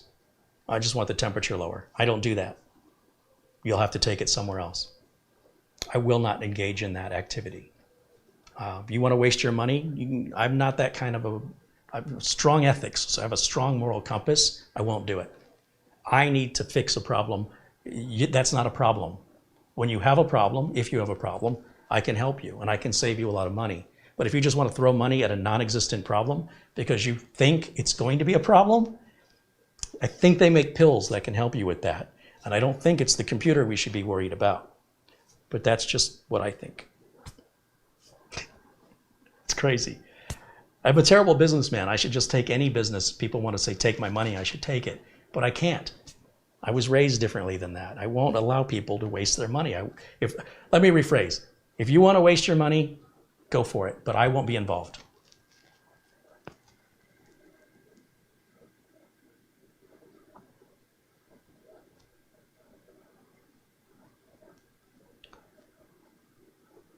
Jay in the chat room says, I heard that when the motherboard warps, it fries the CPU out the side panel like a shuriken. If only that were true. You can take a motherboard and you can bend it in half, and then you can put power to it and turn it on and it'll boot just fine. Try and break a motherboard. If you have an extra motherboard laying around somewhere, just try and break one in half. They're designed to flex. I had a video a couple of years ago where I was really pissed off at a system and I was going to break it on camera. And I bent the motherboard so each end was touching the other end and it would not break. It just bends. It does make cracking sounds and it's possible you can break some of the traces, but it's unlikely. They are built to be flexible. So, yeah. I heard on the internet I'm 10 feet tall and worth $40 million. Must be true. I'm also 24 years old. I know it because I read it on the internet. Abraham Lincoln wrote it. Logue says the damage a CPU can get from too hot is over time. Well, that would be true if we had CPUs over time, but the fact is we don't. Most computers are obsolete within 8 years, and then they become vintage after 8 years. If you're running a computer more than 8 years old, you are running a vintage computer.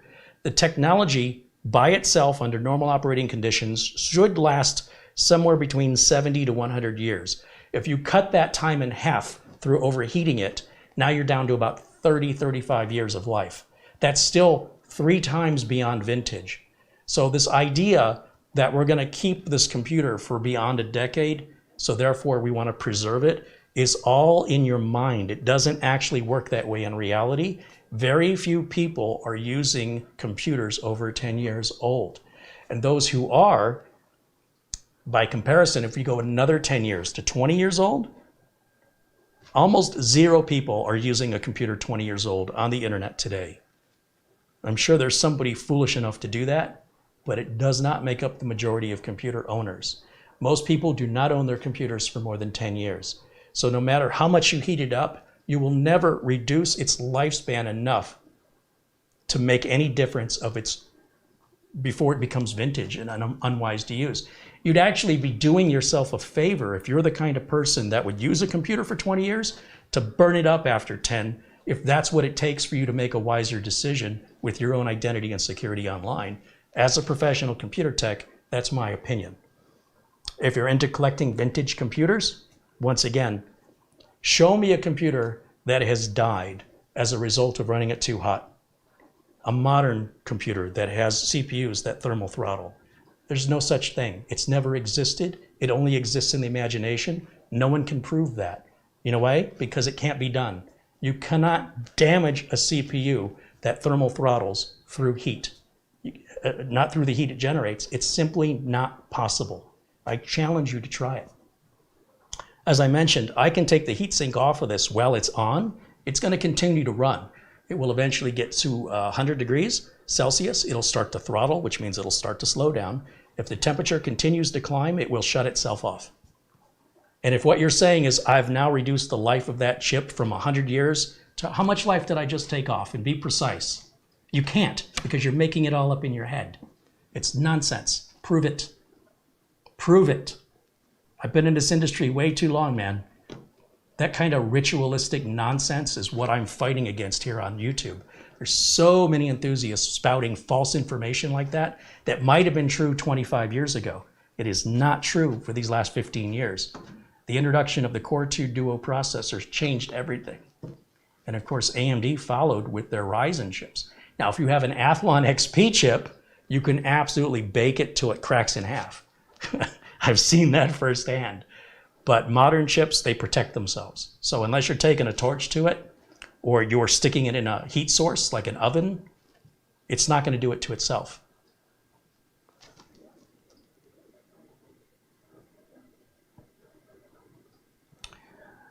Tej wants to know, does the HP 800G3 support Windows 11? So HP makes a lot of the same models with varying CPUs. If the CPU is 8th generation or newer. In other words, if it's a Core i5 instead of a 6500, if it's an 8500, 9500, 10500, 11500, 12500, 13500, anything that is the number 8 or greater is Windows 11 compatible on the Intel side of things. So if it's 7700, no. 6500, no. 4500, 5500, no, no, no, no, no. Have to be starting with the number 8. That's me drawing the number 8.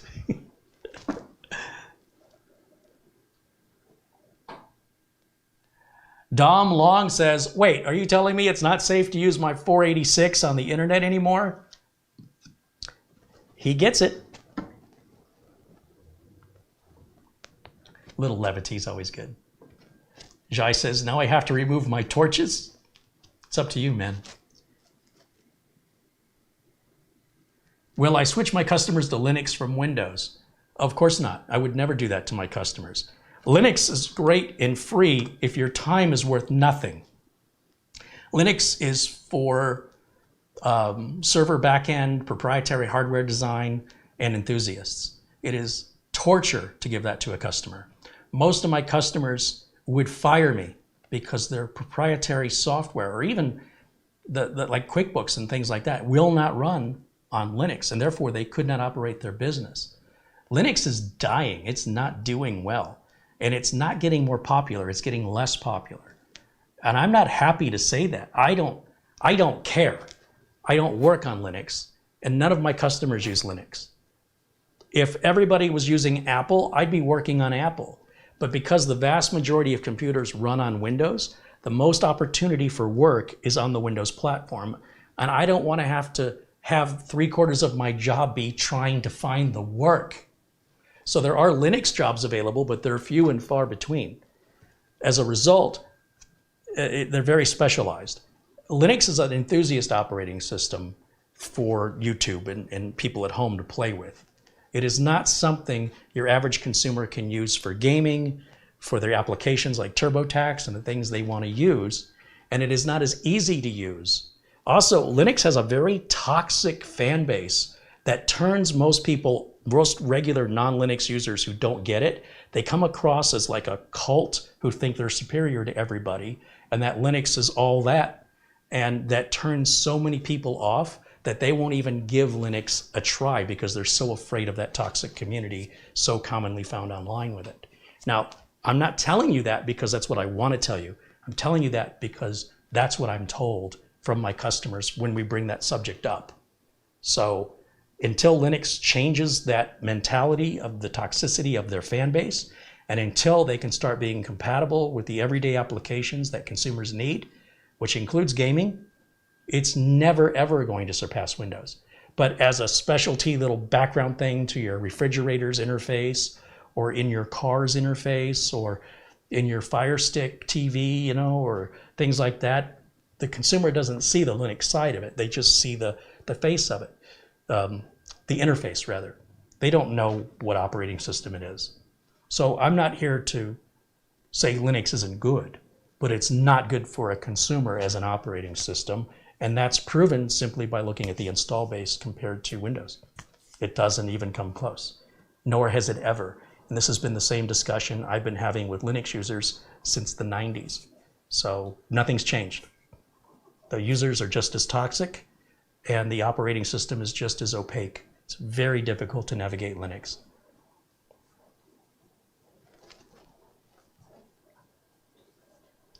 Mark Baggett said, I tried Linux Ubuntu on my secondary computer for a while just for fun. I thought it was all right, but there's a big learning curve. Yeah, there is.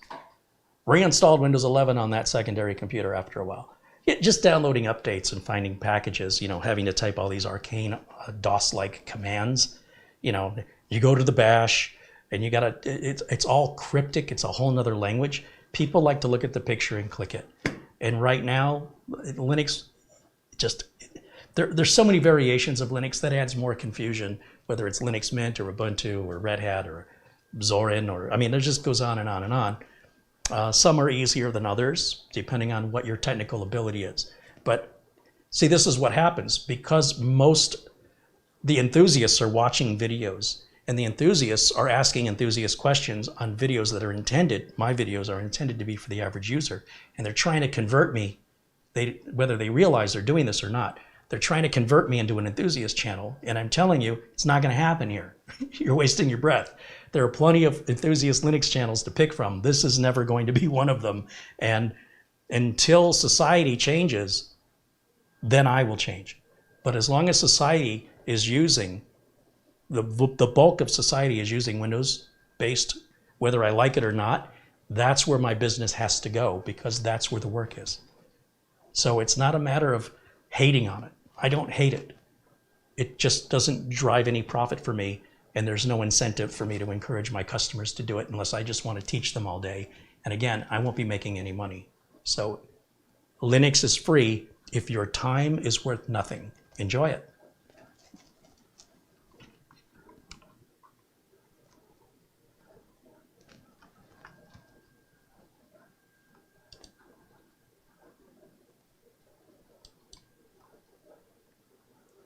All right, anybody have any other questions for me? I'm happy to address anything else. Like I said, I wanted to wrap this up a while ago.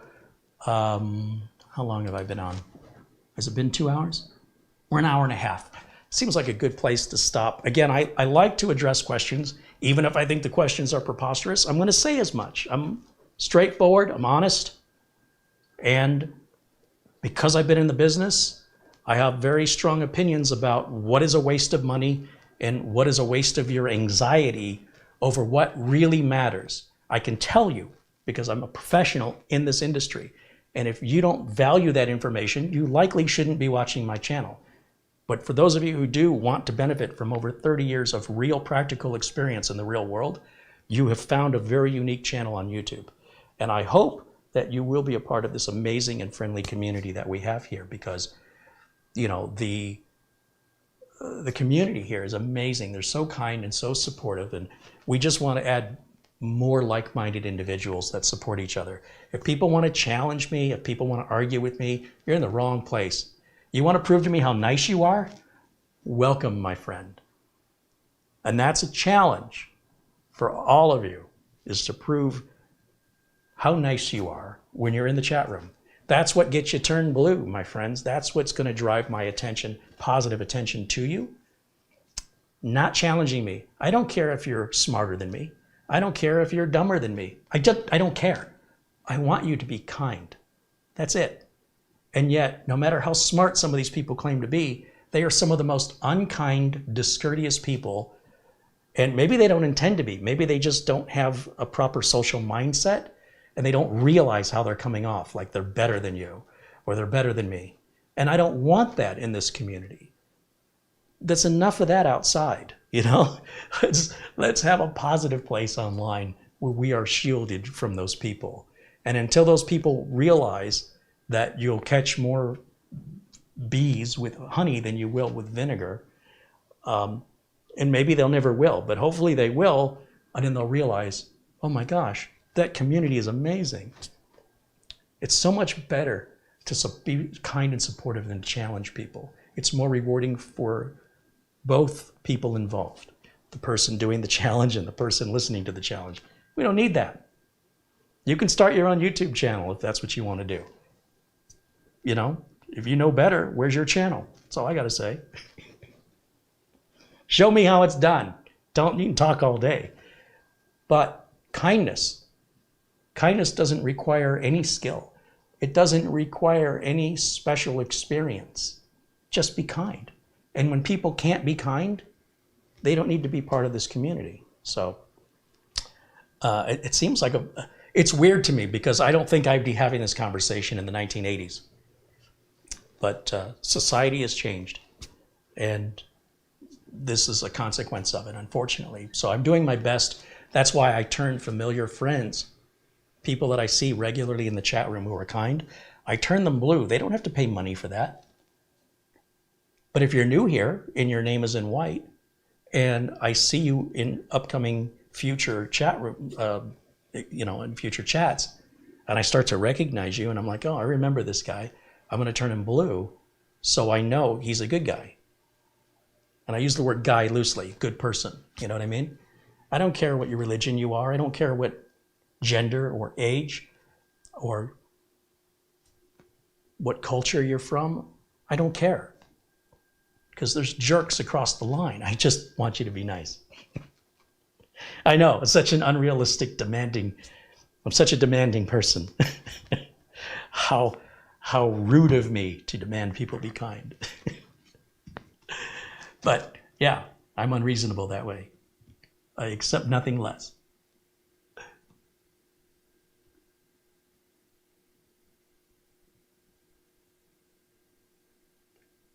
Barry says, frankly, the desktop isn't really a big deal anymore. As more things move online, the underlying OS becomes less interesting.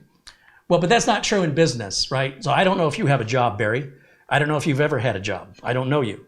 But if you have a job, you likely, unless you're doing manual labor, you are likely going to an office and sitting at a computer. And it is likely not all online because of security reasons within that company. So the electric bill you get in the mail, the utility bills you get in the mail for your water, your sewage, your sanitation, your car payment, the way your car was designed, the computers that operate the factory, all have to be programmed. The computers that they engineer and design the engines and suspension and simulations, those aren't going anywhere unless all business goes away. But for consumers, the desktop isn't as important anymore, because to consume all of the things that are created on a PC, you only need a tablet or a smartphone. Almost every application you use your tablet or your smartphone for was written on a PC. So if you're predicting the demise of the PC, then there'll be nothing left for you to consume on your tablet or your smartphone. Think about it. Anytime somebody writes an article that the PC is dying, ask them what they wrote that article on. Ask them. Because that's just clickbaity nonsense that's been published year after year for the last 30 years. That's all he's been saying. And yet the PC is still here. It's gotten smaller. And consumers who just consume and don't create, this is all they need. But that doesn't mean that that's the demise of the PC in the real world. That's just the demise of the scraps going to the consumers. All the money the PC manufacturers make, the bulk of it comes from businesses. Dell, Amazon, Amazon, for example, has Amazon Web Services, AWS. You may not know this, but AWS makes Amazon the most amount of money than anything else Amazon does. So Amazon almost loses money on selling stuff to consumers. But Amazon Web Services, which is primarily provided to businesses, is bringing in, not just a little bit, multiples of profits higher than any other thing Amazon provides to anybody. AWS is Amazon's single most profitable division of the company. And it always has been. You know why? Because it's for businesses. So when a consumer says, I don't like HP, I'm never going to buy HP, HP doesn't care. But when a business goes to buy these little computers, they're buying them by the thousands at a time. And they're usually, in many cases, leasing them for like 3 or 4 years. So when they come off lease, they have to buy another, I don't know how many thousand. When I worked at Intel, just here in Chandler, Arizona, that campus had, in 1994, 5,000 employees at that one Intel campus. So that means there were at least 5,000 computers. Every employee had a computer. And that's just one Intel campus. Intel's got campuses in Oregon and Ireland and Israel. They've got campuses all over the world. I don't know how many total employees they have. Ford Motor Company, General Motors, Nissan. There's hundreds of thousands of employees, all of which need a computer. So computers aren't going anywhere as long as there's business. And the companies that make computers are making them primarily for businesses. These little boutique builders, they sell nothing compared to what Dell and HP sell. Nothing. It's a joke. So, consumers, a lot of consumers don't see the world around them. They live in this bubble. But the fact is, your little bubble is nothing. You're in a giant ocean. You're one bubble in a giant ocean. And you're like, I'm going to pop my bubble. No one's going to notice. It's the ocean as far as the eye can see. That one little bubble is nothing. And so in business, especially if you're going to be a professional IT technician, you want to be dealing with businesses because you're going to get paid better, you're going to have more consistent work, and you have an opportunity potentially to grow within the company.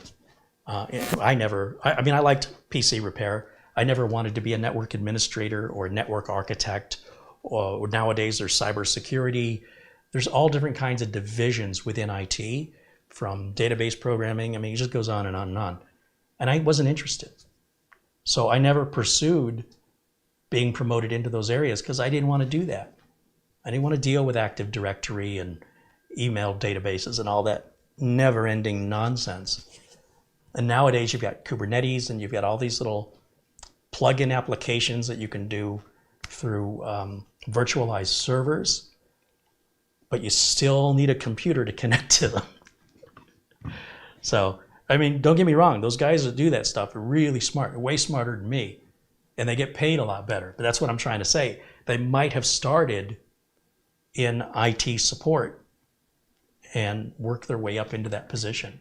I just really enjoyed the hardware and software side of things, and so that's where I stayed.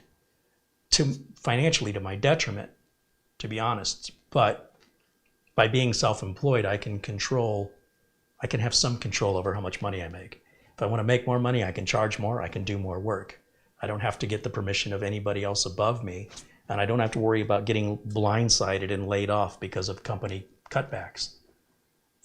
Because the share value went down, because the CEO tweeted something stupid, and now they got to lay off some of the employees because they're not going to meet their quarterly earnings report to their shareholders.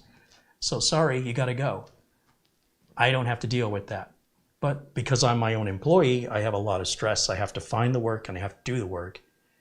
And I could hire employees if I wanted to, but I don't want to be responsible for somebody else's earnings. It's enough responsibility for me to just make enough. And I don't want to rip people off. I don't want to charge people for things they don't need. And that's not good for business. I'll tell you that right now. That is not good for business.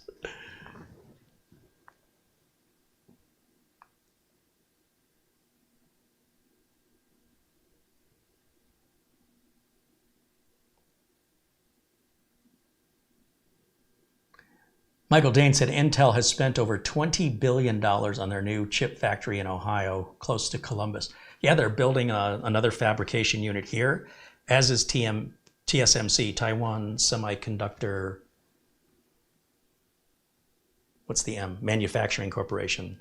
They will put a couple billion with a B, and it'll take 2 years to build out a fabrication unit before they can even operate it.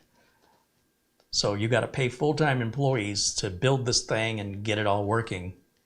Then you can bring in your full-time employees to operate it. So it's more than a consumer would ever see in their lifetime. And they'll spend that in 2 years. And thankfully they do, because it creates jobs for thousands of people who can then go and buy RGB and liquid coolers they don't need. Sometimes liquid coolers are needed, you know, you have a high-end CPU.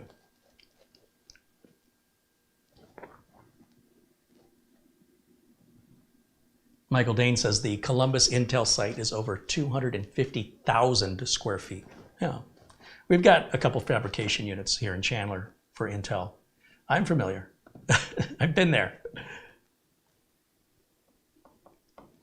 They are no joke. Glenn's Music says he'd like to purchase some virtual reality. You already have it. You've already purchased it. You just aren't seeing it.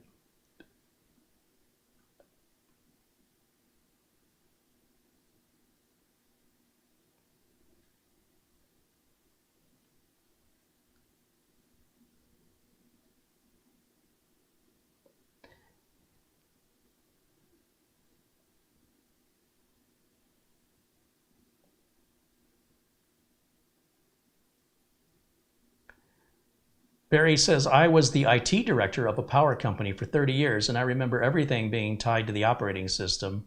As I still work on it, I see the desktop becoming less important. Fair enough, Barry. Again, I don't know you, right? And I'm dealing with the random public. So I don't know when somebody's leaving a comment about something, if it's coming from a place of experience. Is it coming from a child? Is it coming from somebody sitting at home in their mother's basement? But I can tell you that regardless, when you get a job, if you go to work, you are sitting at a computer. What you're doing at that computer requires an operating system. Now, what your company does may not be an example of what the majority of companies are doing. Your company may be sort of pioneering that. You may be one of the few companies that are putting more things online. A lot of companies are virtualizing servers. That's becoming more and more common. But companies generally are pretty slow to adopt the technology. Overall, in my experience in the industry, what I have seen is companies not wanting to spend the money on their IT infrastructure unless they absolutely have to. So they're often running, in many cases, older equipment than what they should be running. And they will upgrade maybe if some new CTO or CEO comes on and they make a change, but they're pinching every penny and trying to make the profit margin as high as possible. What I have seen, as I've seen some early adoptive companies going to outsourcing their servers only to have issues with the provider. So for example, Microsoft Azure is pretty popular. Microsoft Office 365. And when Microsoft Office 365 is having problems, then the entire corporation that relies on it, their whole email goes down. And there is nothing their IT department can do about it. So they follow Microsoft Azure or Microsoft Office 365 on Twitter just to see that there is an outage and that Microsoft is aware of it. They usually have contact information to a representative if they're a big enough company. The representative can't do anything about it. All the representative can do is confirm it's a problem, we're working on it, and estimate when the uptime when it'll come back up. So I don't know if you've dealt with any of that. What I have seen are a lot of companies reverse that back and put it back in-house because it's costing them too much money when the systems go down and they don't have any control over it, and they find whatever money they were saving, they've now completely lost as a result of an outage that their employees cannot fix. So it depends on the company, and it depends on the tolerance, and it depends on who you're contracted to and what their uptime is, and whether or not, when it's gone down, how much it cost your company. So it's not an example yet of the way things are going. It's suffered a lot of setbacks and still continues to do so until they can make it more reliable. So as long as a company knows that they have control of their infrastructure, they have employees to blame, and things go a lot smoother in the company as a result to fix the problem. But when you've contracted that service out and that service goes down, it goes down again, it goes down again, at some point, somebody's going to lose their job in that company if they don't pull that back in-house. That's the reality that I've seen, and I've seen it, I'd say for 12 companies I know that have put their stuff online, 6 have pulled it back, half. Hopefully, these providers will get these things fixed, but I don't think that's going to happen tomorrow. But that's just my opinion. It's based on my anecdotal evidence of my 30 plus years in the industry. I'm not just doing, I don't glean my opinion from what one company does, regardless of the size of the company. I've got my fingers in a number of different pies, big companies, small companies, corporations, and home users. And it's got problems. It's not like the ultimate money-saving device it's made out to be. And it's got some growth that's got to do. And that's what I have seen. So I don't get too excited about it. The people I see excited about it just got it. Once they've had it a couple of years, they likely want to go back to having it in-house. In many cases, the bigger the company is, the less tolerant they are to downtime. And the more they need a finger to point and to be accountable for the losses, the financial losses of the downtime, rack into the millions.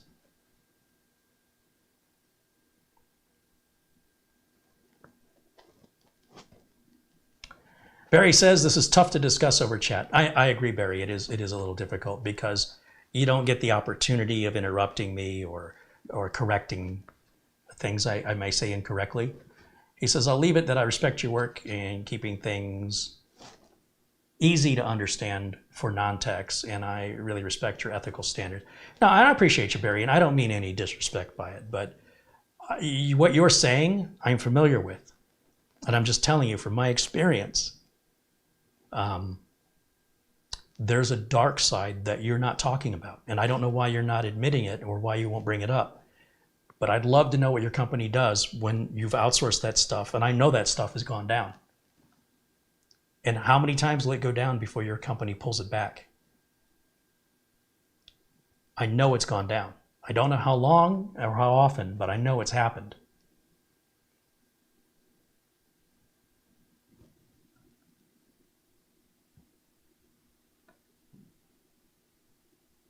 Red Dragon with a $2 super chat. Thank you, Red Dragon. We've gone way off the topic here, but essentially the bottom line is the Silverstone TS16, one of my favorite tools as a working professional in the IT industry.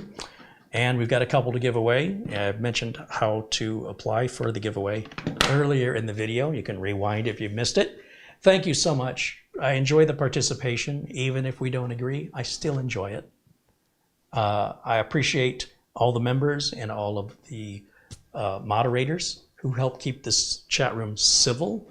There's a lot of spam and bots that like to jump in on popular channels, especially where they're live, and ride their coattails for their agenda without their expense. And those blue people, the folks that are blue in the chat, help keep that to a minimum so I'm not unnecessarily distracted more than I already am. But I think if we all agreed on everything all the time, it makes for a rather boring video. My goal is to try to expose both sides of the coin fairly, pros and the cons. I very rarely talk about something and say everything is perfect. Even when I told you how much I love this, I don't like the fact that they don't include a Type-C to Type-A cable. So if you notice, it's pretty rare for me to just give something all the positives and no negatives. I try to expose both sides. But when I feel like the positives far outweigh the negatives, well, then that's when I get excited and can very enthusiastically promote a product like this, even though I'm not getting paid to do it. And there's very few products that can fit through my filter. My filters, I've been told my filter's too fine. I'm not allowing much through it. And because of that, I'm not getting many sponsors. Well, you know, I don't want to be a sellout. I want to only promote products that I truly use and believe in and I think are of value to my viewers. I get opportunities for sponsorship from companies that are out of China. There's not going to be any support for those products. So you might think you're getting a great deal, but if you ever need support, it's not existent. And support is expensive. And sometimes a product costs more because it has support. And if you think, I don't need support, I can fix all my own problems. Well, great, I hope you're good with a soldering iron and can diagnose your motherboard, because sometimes that's what support requires in RMA. That stuff you're buying off AliExpress and Wish.com, that's a one-way ticket. That stuff is basically going from their garbage can to your mailbox. And what you do with it is on you. It'll likely cost you more to send it back than it ever cost you to buy it. So you're stuck with it. And there is no support. And when it's electronic stuff, yeah, you can get a great price on it. But you might have valueless time. We're back to that argument. It's really inexpensive and can save you a lot of money if your time has no value. Now, mine does. And I enjoy spending it and investing it here with you guys. So thank you so much for hanging out with me today. And thank you again for the contributions, support, and the kindness. We can all agree to disagree on things. I think it makes the conversation more interesting. So I appreciate, Barry, I appreciate your thoughts. I just would have felt better if you would have provided some negative to your positive, because it felt like it was very one-sided, and it's just not what I'm seeing in reality. I'm not seeing one side, I'm seeing both sides of it. So that's really all I was trying to get across. So for people at home playing along, you can hopefully decide for yourself which one seems to be more practical or likely. Things will vary from one company to another. Things may be fantastic remotely through another company, and with another company, unacceptable. So that's always, you know, companies are run however they want to run them. They don't have to necessarily follow anybody's particular beliefs, or, you know, if somebody stubbornly wants to do something that doesn't make any sense and they're in charge, well, that's what they're going to do. It usually doesn't end well for them, but sometimes it does. Somebody like Steve Jobs exemplifies that behavior to the benefit of the Apple Corporation. Twice he pulled them out of bankruptcy, but that's pretty rare. Usually when companies want to do something that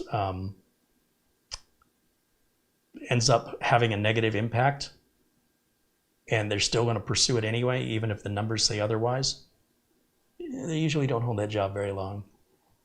And again, there could be companies where that works fine. It's not universal, because the needs of the company, the services that they're outsourcing, are all going to vary. So in any event, that's the world we live in. It's not just one size fits all. It's far from it. And it's that variety that keeps me interested in this line of work. I'm very rarely bored with what I do. I always see new stuff. I always see new challenges, new hardware, new software. And just when I think I know it all, something comes along I've never seen before, and it's like starting all over again. And it's been that way since the day I started, and I wouldn't change it for the world. No matter how angry and frustrated I get at a problem, I will solve it. That is guaranteed. One way or another, I will get it solved. Anyway, thanks for watching. Thanks for hanging out. Thanks to Silverstone. Thank you to Tony over at Silverstone for sending these units for the giveaways. And thanks for hanging out with me today. I will see you all again very, very soon. And until next time, bye for now.